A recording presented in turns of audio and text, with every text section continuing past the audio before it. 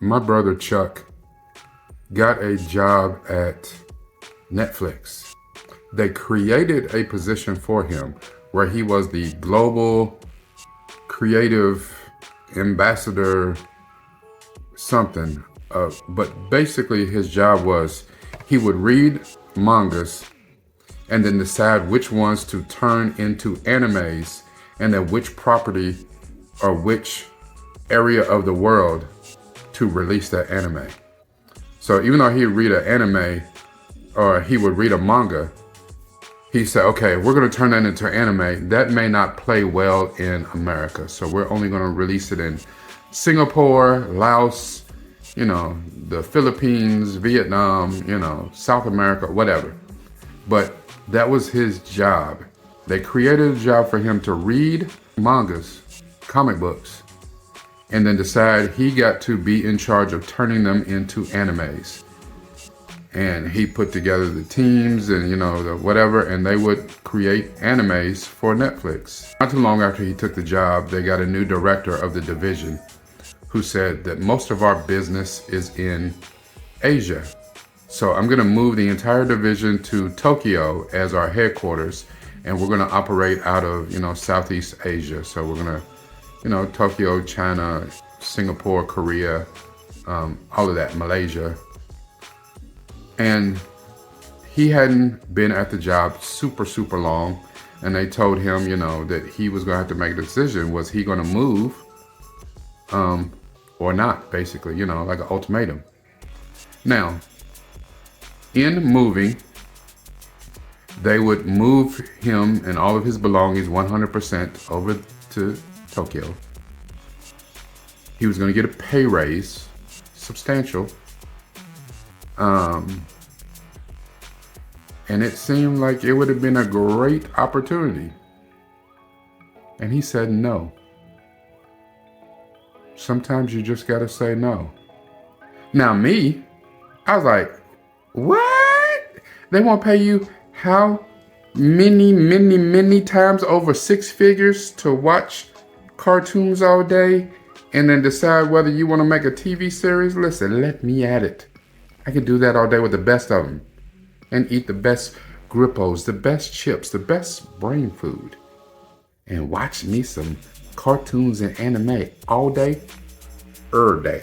My mind was blown when Chuck said no, but he explained it in a way that made absolute sense.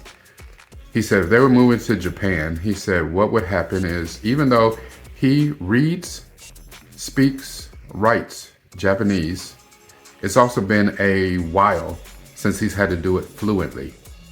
He can do it, and then after some time, he would probably fall back into it fluently, especially if he would be immersed in the culture over there. But he said after about 6 months, he would not be able to keep up his emails. Just the speed of business and something as simple as answering your emails. But they would be in Japanese. So he'd have to read in Japanese, translate to English, come up with his response, translate it back to Japanese, and then send it. And he said with the sheer volume of emails, he said they would give him about 6 months to get his stuff together, but he's like, I don't think I would fall back into it that quickly, and they would end up having to fire me. Now, any other person would have been like, wait, they're already paying me a stupid amount of money to do this. Then they're going to give me more money to move over there and to do this. Listen, let me get Duolingo, let me get Babbel. I'm going to try it out. I'm going to let it do what it do and make a go of it and see, maybe we won't get fired. But he knew his heart, he knew his talent, he knew his limitations. And sometimes you just got to say no.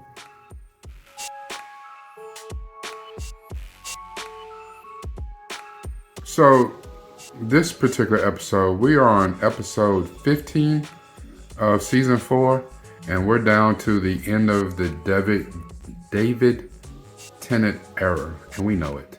In every season, we've had one of those episodes that's just kind of silly, and this is one of those. It's not terrible, but it's on the silly side. Just some things. I don't know if it's just the special effects or I don't know. It's a okay episode. It mimics a lot of what was going on in Midnight, but without the teeth. It's almost like they kind of mirrored that, but then not. At the beginning, there was a robbery in a museum, and our antagonist, I guess, she's running to get away. The cops are hot on her trail.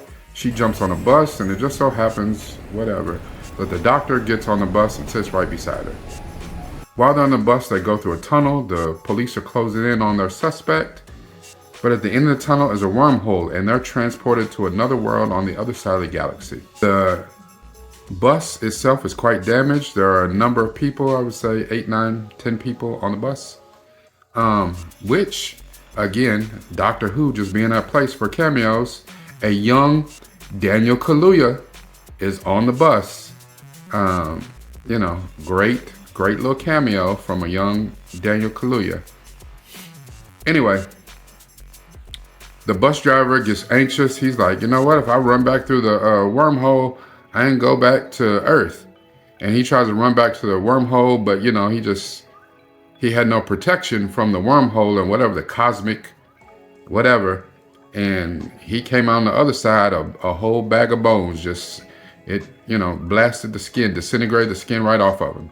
The problem with going through this wormhole is that they can drive right back through the wormhole, except that on this planet, there's nothing but sand. Looks like they're in the desert. And the bus is stuck in the sand, so they can't even drive or back up to go back through this wormhole. They've soon seen that they're not alone on the planet, that there's another little alien race, that their plane crashed, or their ship crashed on the planet. The doctor says that something is different about the sand, and it's not quite sand.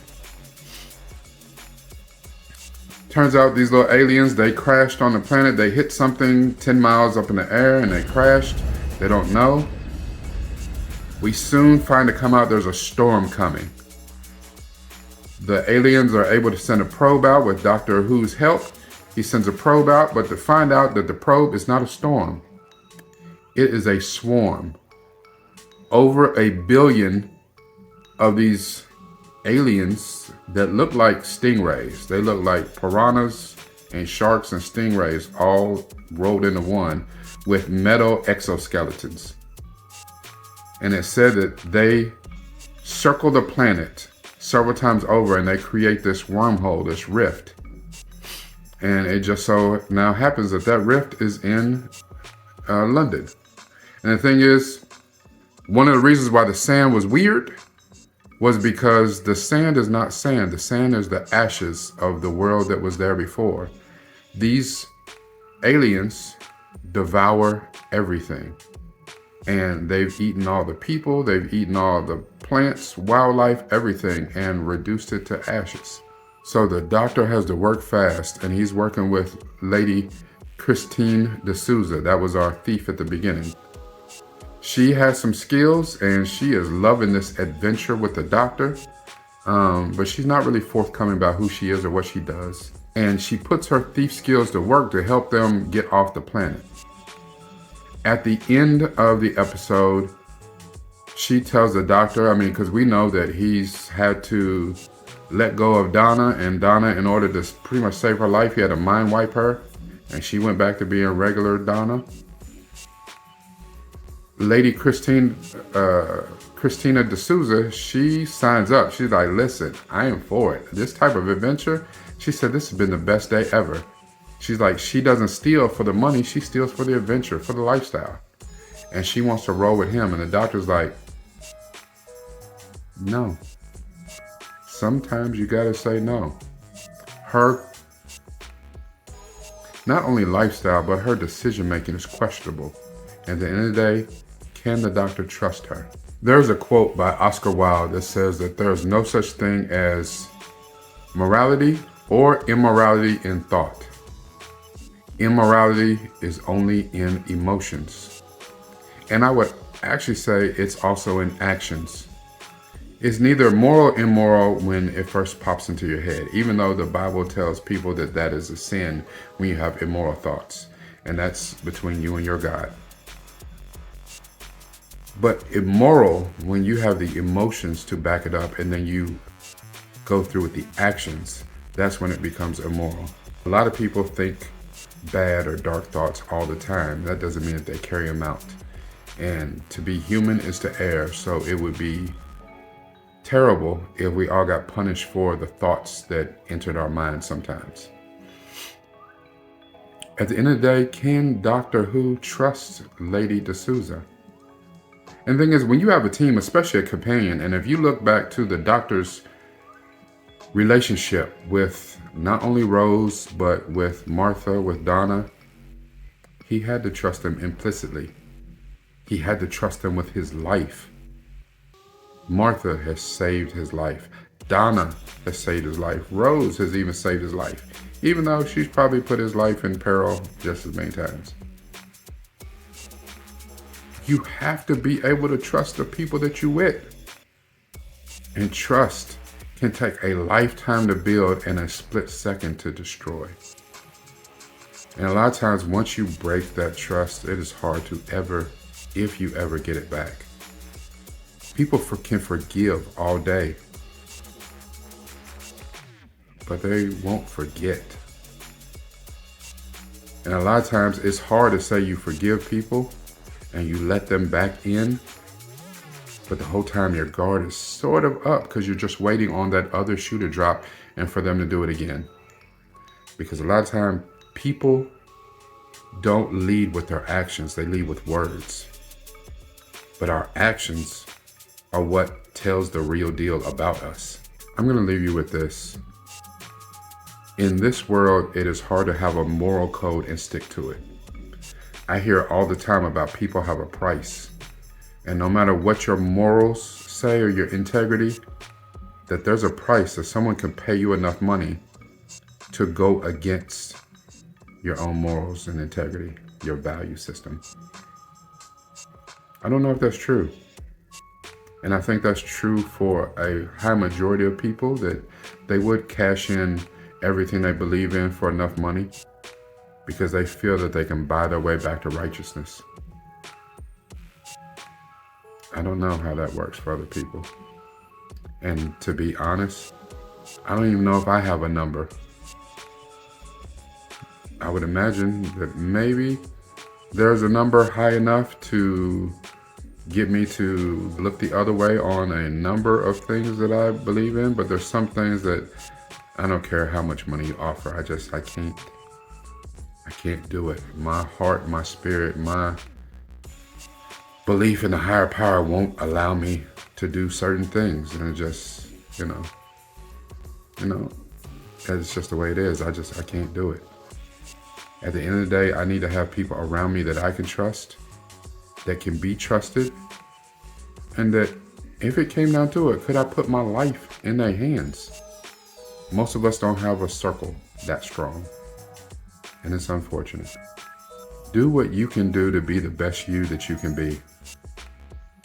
Because the one thing that we do know is your actions attract the type of people. They say that the type of person you are is told by the 5 people that you hang around the most. So if you take an average of those 5 people, what type of people are they? That tells you everything you need to know about you. This is Rakai Steve, Noop from the Ville. Check the link in the description to catch the reaction between Centel and myself. Like, comment, share, and by all means subscribe. I am on a quest for 1,000 subscribers and we are close.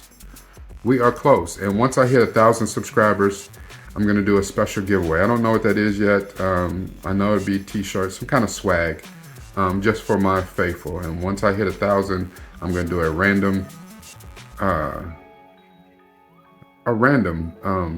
generation of a name for all my subscribers, but mainly the ones who between now and then.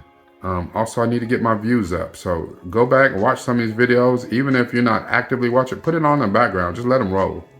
I need my viewership up. With that being said, I know, just like you know, it's all about this. But as you heard from today, and most of these I do, You really have to incorporate this. You gotta put the heart in it.